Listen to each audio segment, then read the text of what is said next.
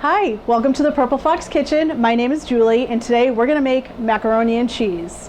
Now this is homemade mac and cheese. It's not the stuff out of a box, so let's get started. This is my Gruyere, and this is my cheddar. So I do more cheddar than Gruyere, but in total you need 20 ounces. So I'm gonna cut it into blocks like this. Now if you want, you can definitely use a grater for your cheese. So much easier if you've never done this before. But let me cut these blocks into strips.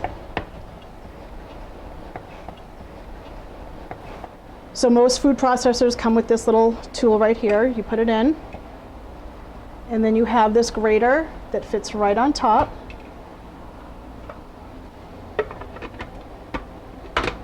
Oop, wrong way. Put the cover on, and now just put your cheese in.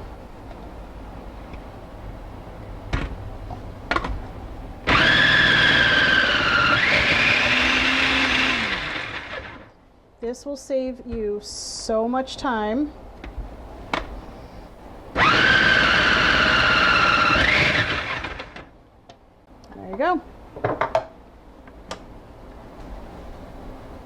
And if you have chunks like this, you can just chop them up and just throw them in. Look at all that shredded grated cheese in 2 seconds. So this needs a pound of pasta. I have already cooked off a box of pasta. This is the mezzi rigatoni. I love using this because the sauce gets in the middle of the pasta, and then when you bite into it, it just oozes out cheese sauce, and it's fantastic. So I've already cooked this off. I also have a quart of milk heating up in a pan right here. It's already nice and hot, and I've turned the heat off. You just want to warm it up. In this pot, I'm going to take 6 tablespoons of butter. Let's see, so this is about 2 tablespoons, 6 tablespoons.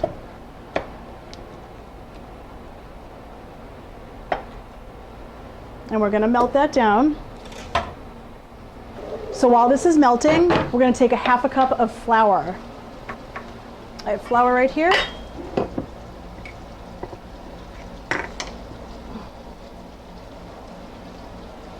We'll put it in the pan. Now what you're doing right now, you're making a roux. The reason you're cooking it for a couple minutes is you want to cook out the rawness of the flour. So we'll do this for about a minute. Now this is why you heat up your milk. I'm going to add the milk to this, and that's going to make what they call a bechamel sauce. It's basically a white sauce, and the reason I heat it up is because when you add it to this, it's going to instantly start getting thick. If you add cold milk to this, it'll take at least 5 minutes to get thick and warm. So you're already just starting the process here. Okay, so now I'm going to add the milk.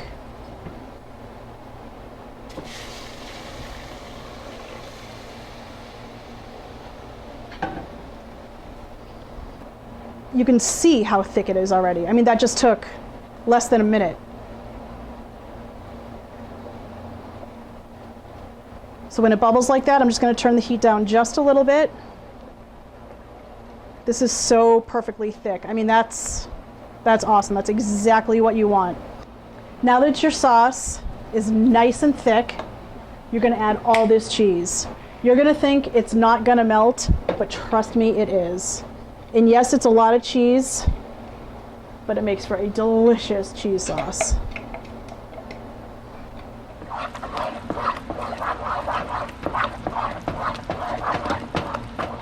Now that the cheese is all melted, you're just going to take your pasta, pour it in here.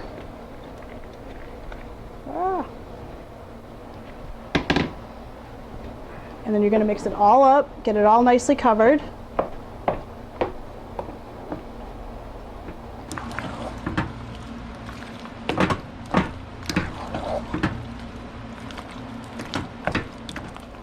I I've mixed up all the pasta with the cheese sauce. It is so gooey and stringy and delicious. The last thing I'm going to do, put in some salt and pepper.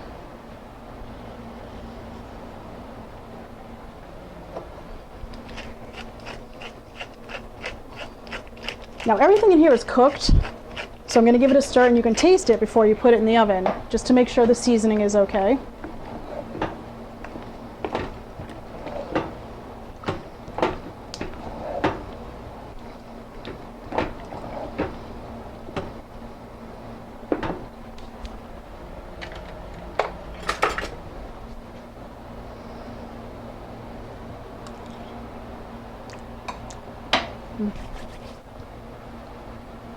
A little more salt. So it was 2 pinches of salt that I did. It's so good. Make sure it's nicely mixed. Then we're going to pour it into a 9x13 pan.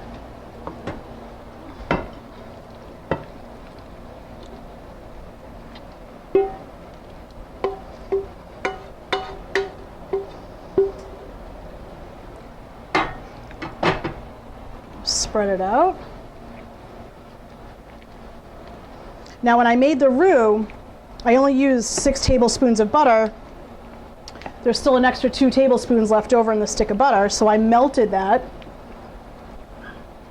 And with that, I'm going to add some panko breadcrumbs.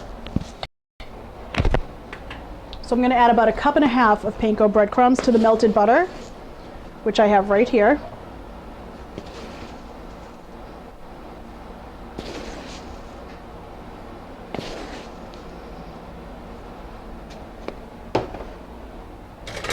Give that a little mix. Make sure all the breadcrumbs are covered. Get nice and buttery. They'll get nice and toasted and golden in the oven.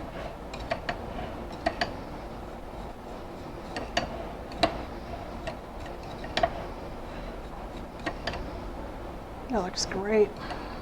Okay. And then what we're going to do, put this right over the top.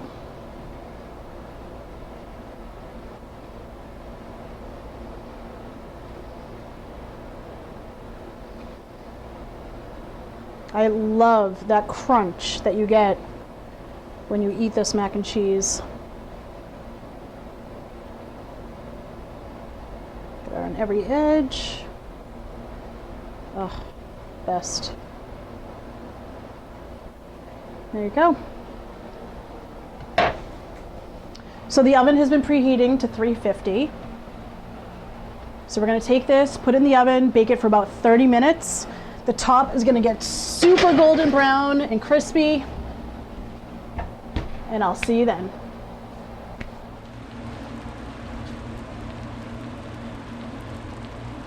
It's been about 5 minutes.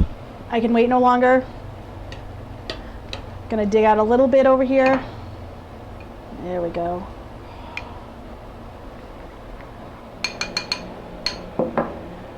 Gonna burn the roof of my mouth, but it'll be worth it.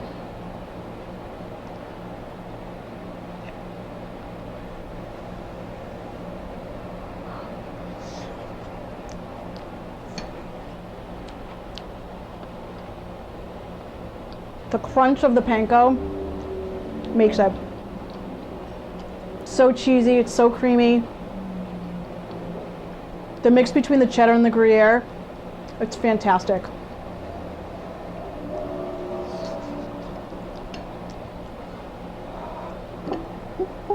It's hot. It's so delicious. Enjoy this recipe.